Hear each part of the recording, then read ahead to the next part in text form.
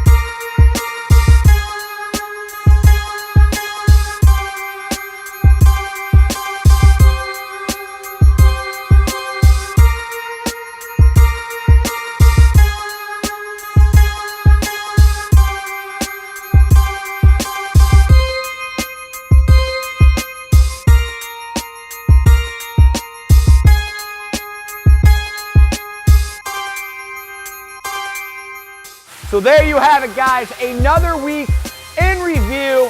We want to thank you all for tuning in to our content coming out of our garages each and every week.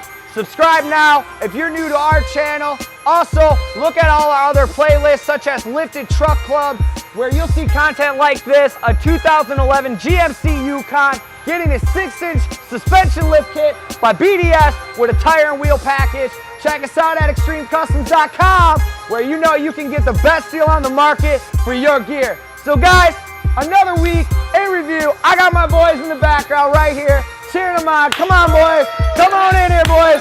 Yeah, that's right. That's right. Another week in review. We got Alex. We got Ross. Ross, oh, come on, Trev.